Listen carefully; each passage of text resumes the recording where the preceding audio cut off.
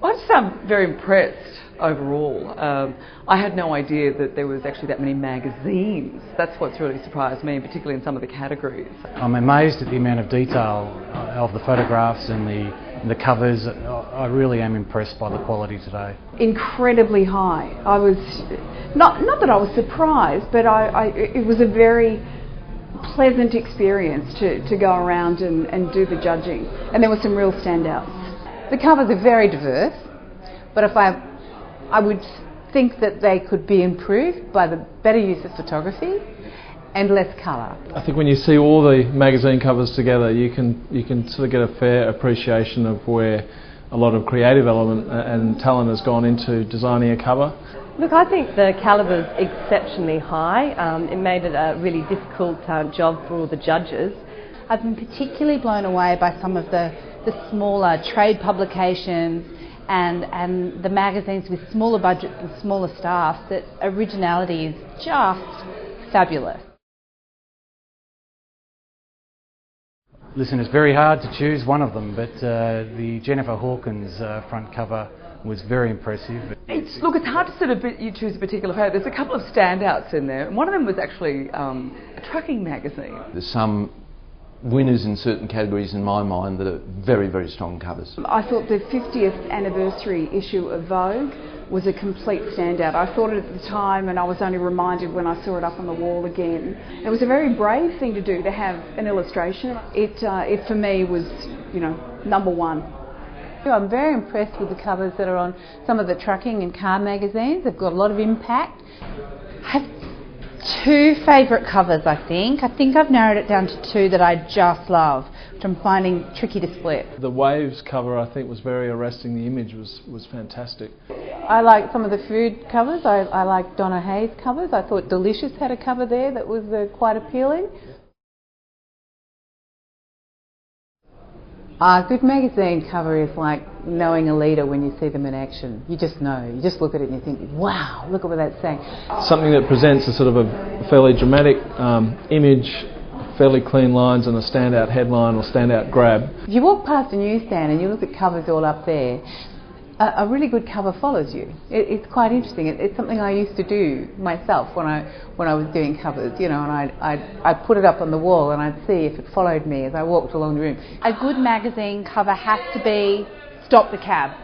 It has to be stop the cab, I need that. So I think creativity cut through, something that represents the brand, that's true to the brand. It's irresistible to pass. You think, I just have to see what that story is about that they're promoting there. To me, it's got to be eye-catching. It's got to be something that really takes your interest instantly.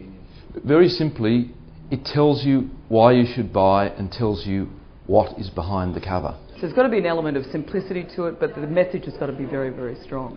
Because you've got to look at yourself as, I've walked in a shop, there's 300 titles on display, which one am I going to buy with my dollar out of my back pocket? One of the problems we have with covers today is that graphic designers have lots of colours at their disposal and they tend to overuse them. A good cover, a good photograph, a good illustration doesn't need to be surrounded by what I call a rainbow colour. Less is best. It's the most important. It's the thing that will get them to pick it up and look at it and walk out of the news agency with it. Well, your cover is your front door. And it's very important to driving sales. I mean, you've got readers that are devoted to magazines, and each reader has their own favourite magazine, but you're always hoping to pick up new ones. I think very important. There's just the desire to pick up a magazine when you've got compelling images. Massively important. I mean, not forgetting that I've worked on a good few magazines over the years, and I've certainly learnt from publishers the dramatic importance of cover. Covers totally drive sales. I mean, I still think it's a cover market. It's such a diverse range of choice that more than ever, things like magazine covers become very important because you need to really sell your story to the readers.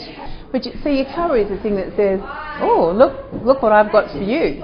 Look what I've got for you. So the cover is really important. It's probably one of the most important jobs of the editor. You cannot sell a poor cover.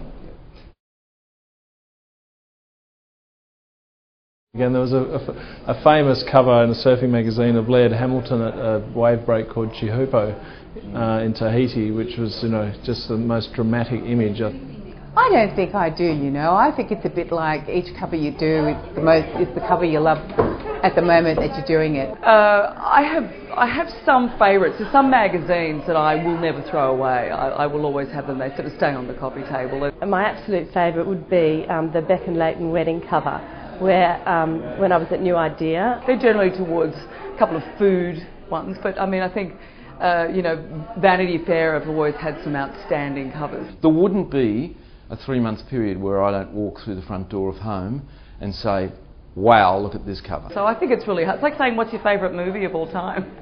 That's a tough question.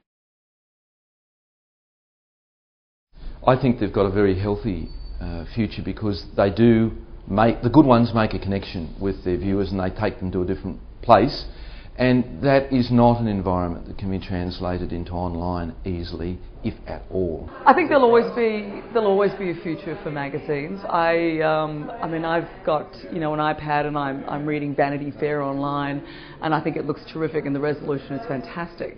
But for me, in terms of just that touchy feeling, I'm a bit of an old-fashioned girl.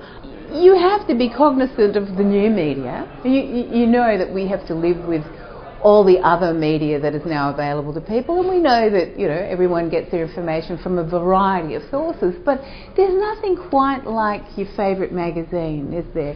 That you can take with you wherever you go. Now I know you can take notebooks and Kindles and all these sorts of things, but for me it's a bit like the smell of the grease paint, the roar of the crowd. I think there is a fabulous future for magazines, newspapers, all media when the content rules and the content is well produced and it's quality. Fast food didn't kill restaurants, and I think sort of fast-paced or kind of cheap product out there on the internet is not going to kill magazines. The magazines are never going to go away. There's something tangible about picking up a magazine, turning the pages. It's me time, it's exciting. That is never ever going to go away. I love it. I like, reading the pages, picking it up when you want to, just having it in your hand, and also, having it lying around. If it's a great cover, I want to see it out there, and it makes the home a home. There's something about the feel of a magazine, the smell of a magazine that one hopes will never be replaced.